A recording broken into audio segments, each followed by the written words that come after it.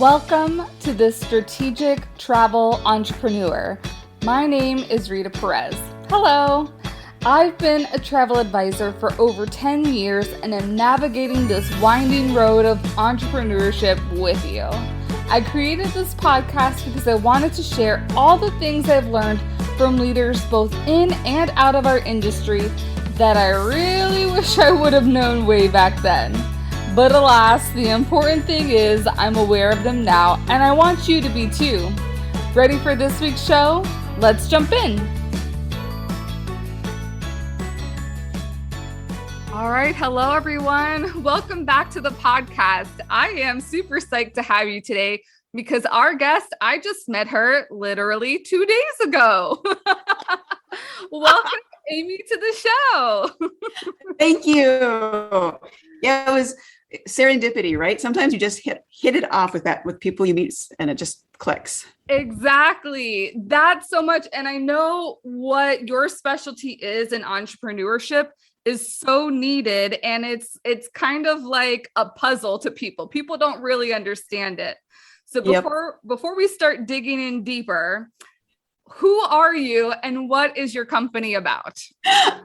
My name is Amy Graves. I own AMG Innovative Consultants, and my company is about helping small businesses use their website as a marketing tool, doing content-based SEO or search engine optimization.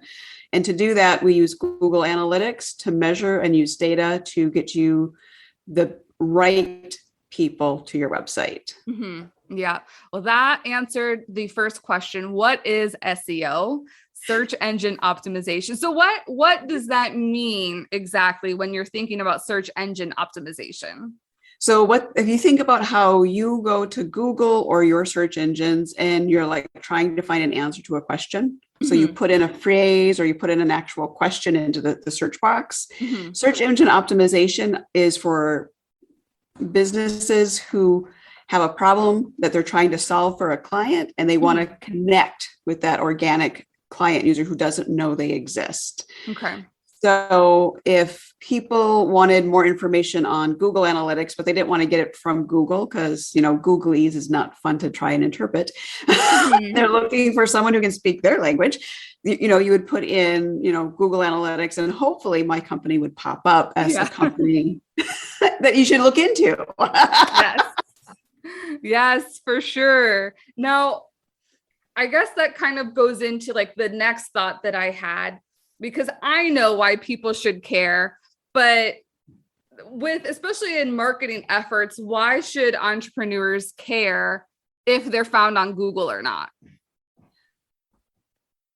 Because we live in such a digital era right now, people aren't going through the yellow pages. Even if they get a referral to visit you, people are still looking for you online. Mm-hmm. So for entrepreneurs, this is a key marketing tool. You invest in building a website, make sure it's working for you.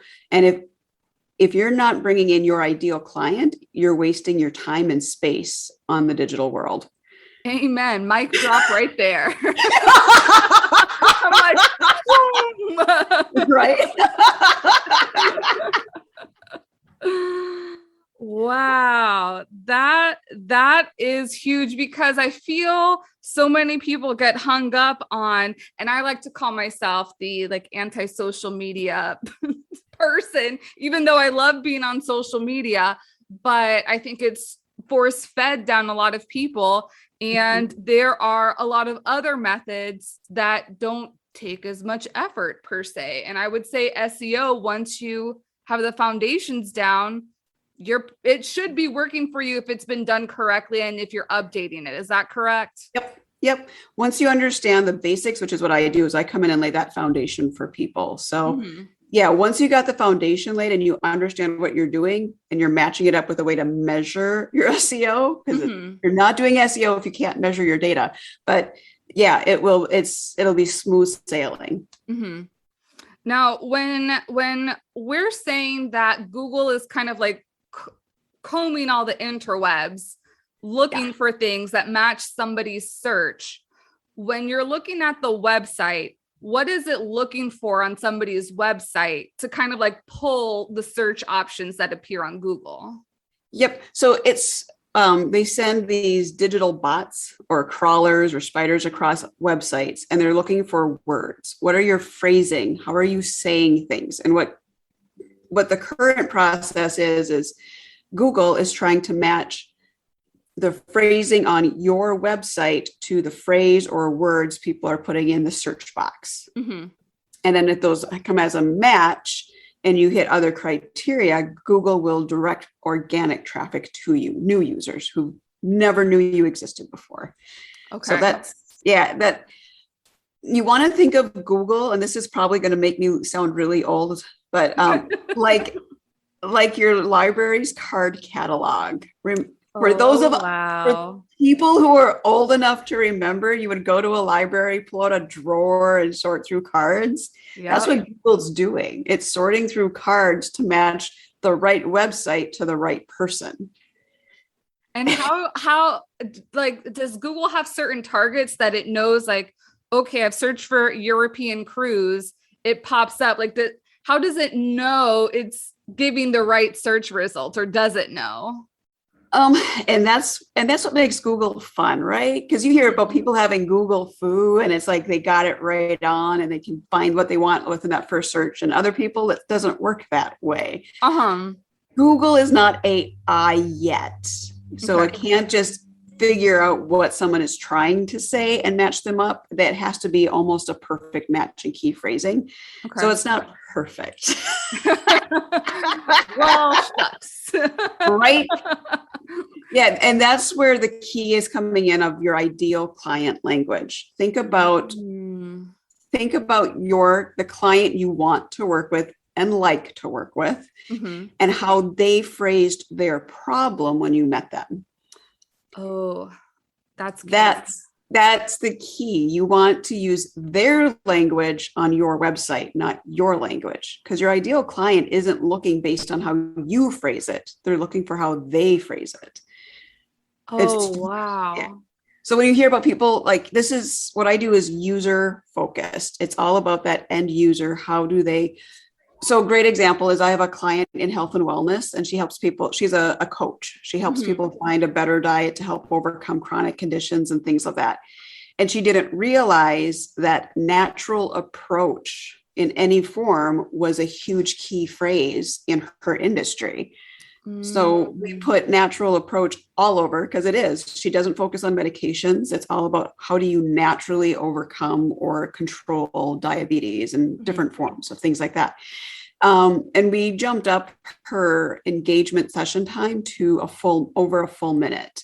Like, it was just, she was at 30 seconds and now it was more than that. She was at 30 seconds and now we're at almost 2 minutes people are spending on her page.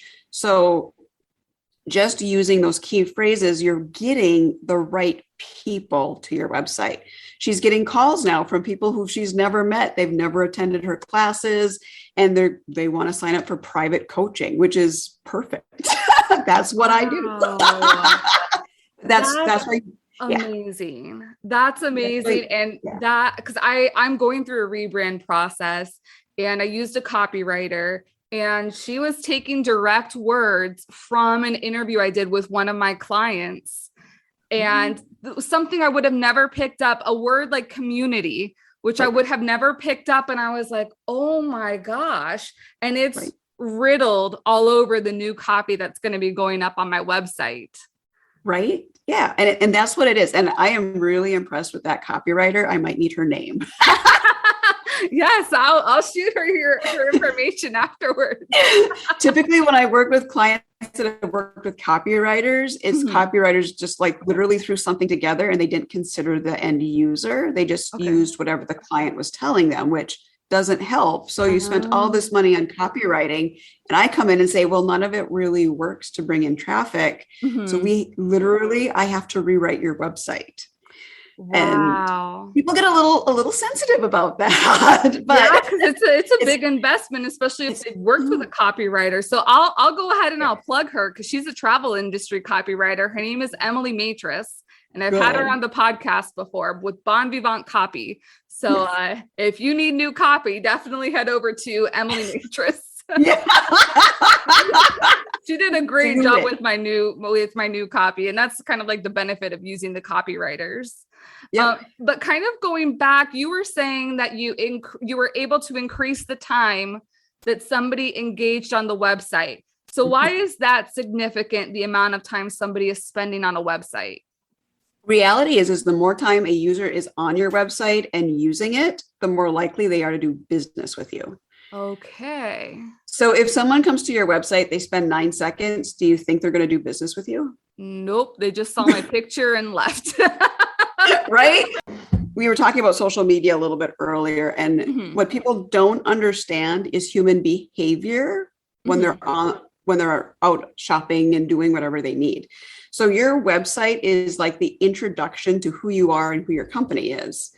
Now, if you know your ideal client, you now know where they hang out. And the only social media you should be focusing on is where you're going to find your ideal client.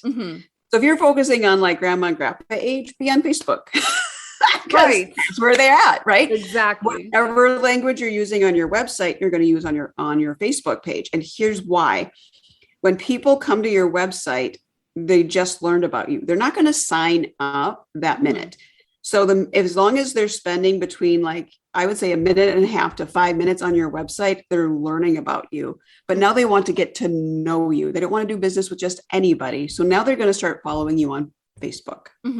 Right. So your Facebook isn't necessarily about doing Facebook ads. It's not about marketing that way. It's about talking about what it's like to work with you. It's talking about what's it like, what you can do to help improve what they're doing. And you're using their keywords so that as they're following you on Facebook, it's starting to resonate even more and more that you are the one they need to work with.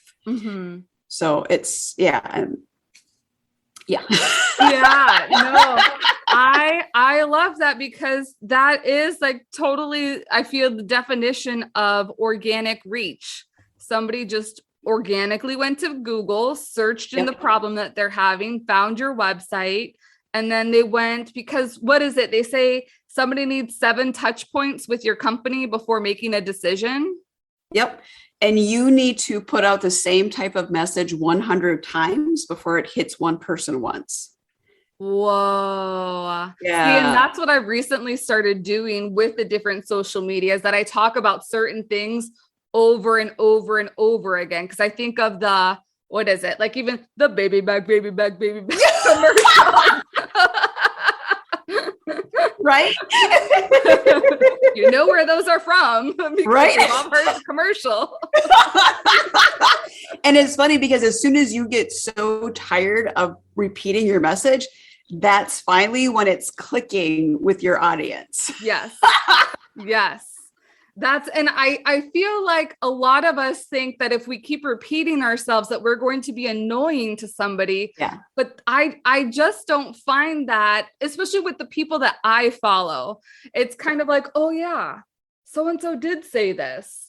Oh yeah, they did say this. Like there's certain key phrases that always they make you think of this person or this business owner. And you're like, maybe I should go ahead and reach out to this person when they're ready. Yep. And that's the thing is and it's normal human behavior is they're going to reach out when they're ready and on their schedule. So, and that's what you have to always be prepping for is, you're always looking for your next sale, your next client. And that's how you do it is you're just constantly getting that message out on repeat. Yeah. Now and I secretly might know the answer to this also, but where can people add words to their website to kind of pick up on those keywords that they might not think immediately to address those keywords? Words. Yep. And it's going to depend on your website. WordPress, if has multiple plugins, and the two I see used the most are Yoast and Rank Math. Okay. The free version of Yoast, at the very bottom of every page that you create, they actually have a section for what's your focus keyword. So you want to put your focus phrase for that page. Okay. And then meta descriptions or meta tags aren't used as often anymore, but if you're on Wix, they still use them. So you would need special coding and you'd have to put in your meta tags there. Okay. It's a little bit harder on Wix to do focus keywords. Okay. So that way you really have to make sure that your titles, you're using the right headliners, like you've got to just make sure you've got the right details in place for your page setup. Okay. Otherwise, you're not going to rank high with Google. Okay. And these are all things that whoever your web designer is. The Strategic Travel Entrepreneur is brought to you by Mailbox Power. Harness the power to attract and nurture your clients through something many entrepreneurs have forgotten about, the mailbox.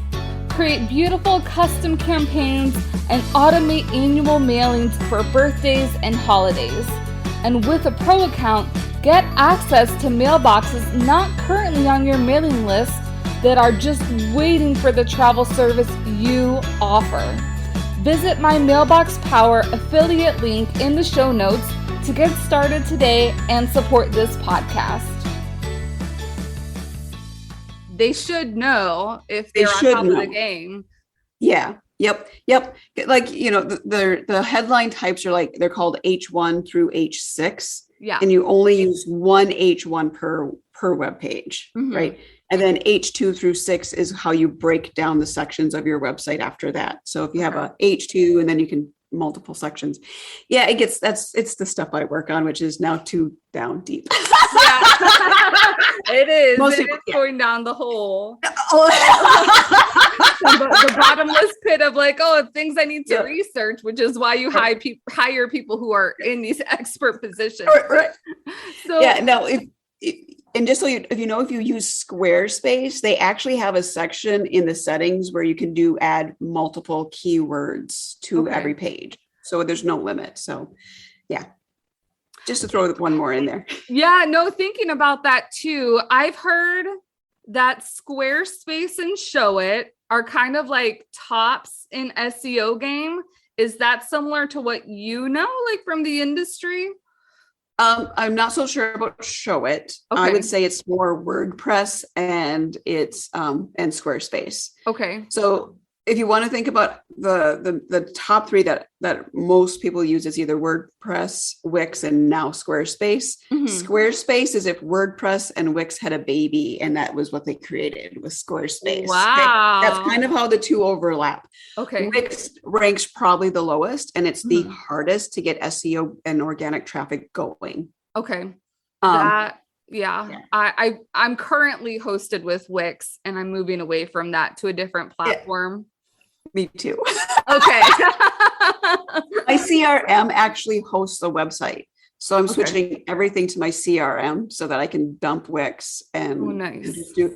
And I want to say it's a version of Squarespace that my CRM hosts. So I get templates and all that fun stuff. And I've seen like different templates available. So I think Squarespace is one of the easier ones to learn. Yep. Kind of going on like devil's advocate. We've talked about some of the things that could help with SEO. What might be hurting somebody's SEO? If you are just randomly linking to other pages that don't have the same mission as you do, or they don't seem to match in topic. Okay. You also want to, and this is a huge issue if you have Analytics 3 or Universal Analytics, you can get an SEO bot that actually just randomly drives multiple people to your website, but they aren't your actual ideal client. And when Google catches that bot on your website, they actually start reducing your traffic. So now in Google Analytics 4, which is where I put my focus and my expertise into, they've blocked the ability for spam bots to attach to your website. Okay. And if you have Wix, it's more likely you're going to get a spam bot. Oh no, man. Every spam bot I've ever dealt with was on a Wix website. No way. Yeah, I'm so, they claim top security, but I don't see it. I don't see it. Oh my goodness. And just touching on Google Analytics. So is 4 the most recent version of analytics? And what does Google Analytics do for us? Or why should we be going to Google Analytics?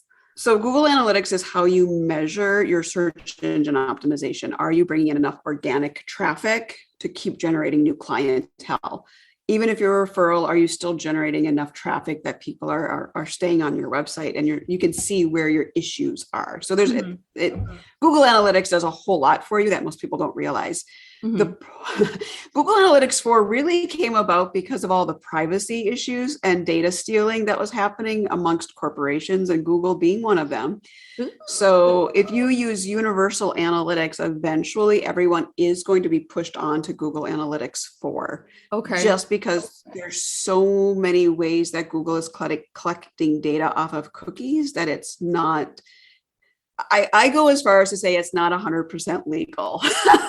Not anymore. Okay.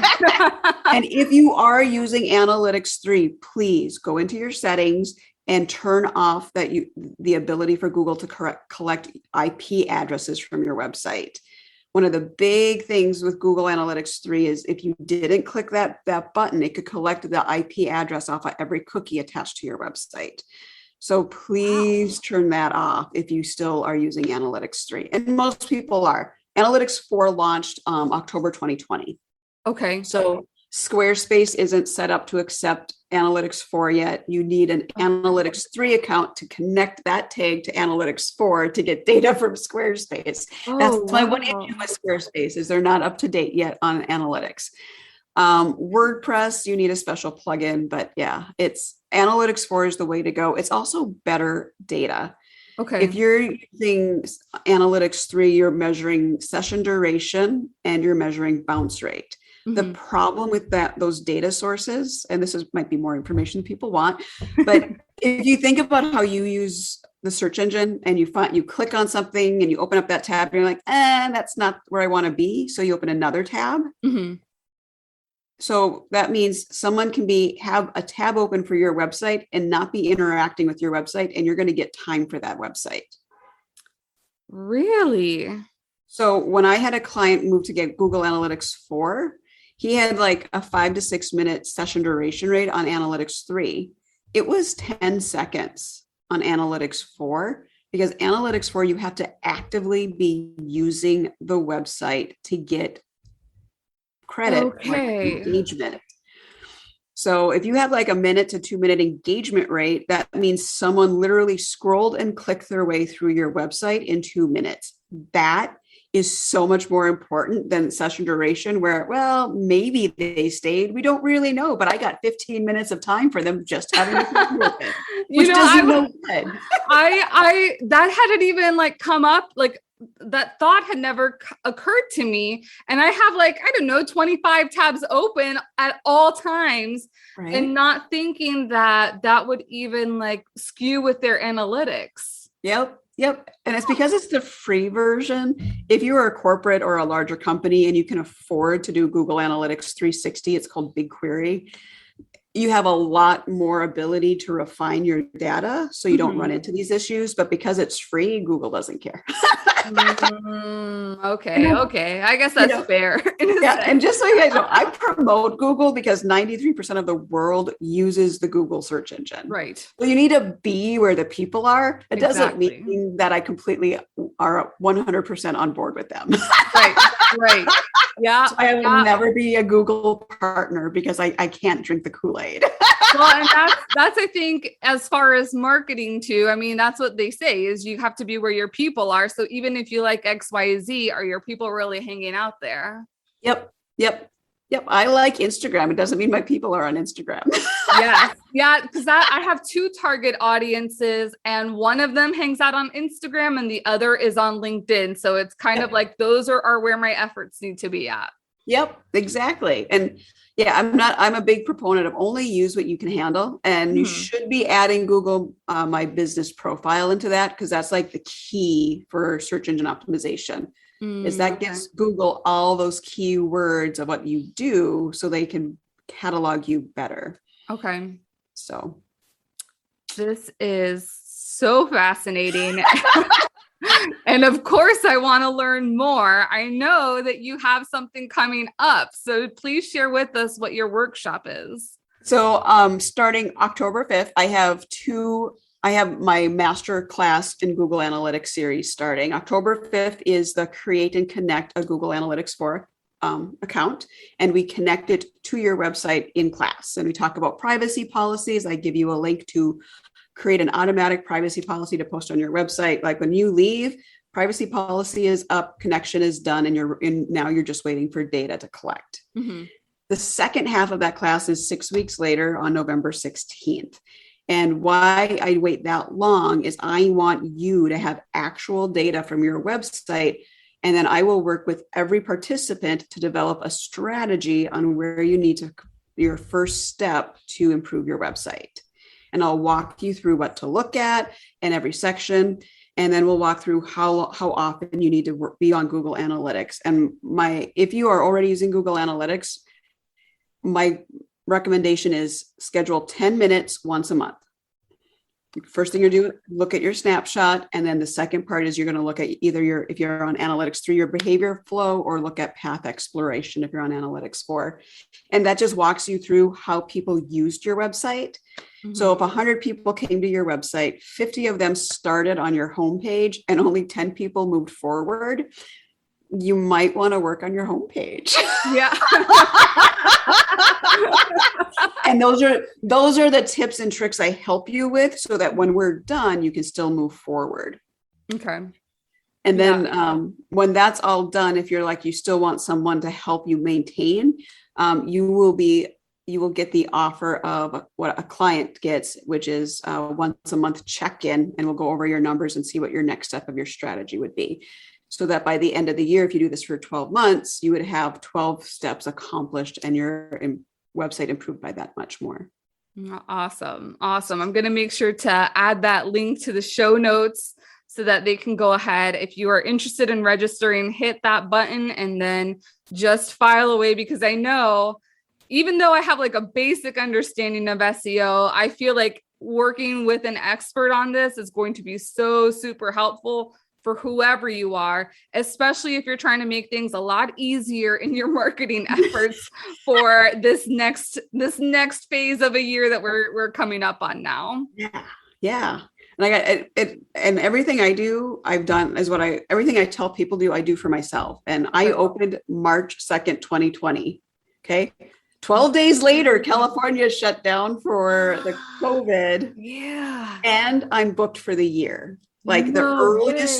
So the only way you can work with me this year is through my Masterclasses, or if you're a former client and have the ability to do the one-on-one check-in. Otherwise, if you're looking for a full-on consultant, you can't work with me till January 2022. So that's the power of what I do. Oh my goodness. Flip. Okay, we're going to talk off screen for this. Man, where do you normally hang out? If people want to start hanging out with you, either Facebook, LinkedIn, where are you at? I'm Facebook, Instagram, and LinkedIn because I like Instagram, and as a marketer, I kind of have to be on all social media to make sure I got a good understanding. So right, yeah, no, I feel you there. I love the Instagram. Yeah. Thank you so much, Amy, for coming on and sharing a little bit about SEO and Google Analytics with us. Oh, thank you so much for having me. This was a blast. Yes. Have a great week, everyone. Thanks for joining me on The Strategic Travel Entrepreneur. Please subscribe and leave a show rating on your favorite podcast platform.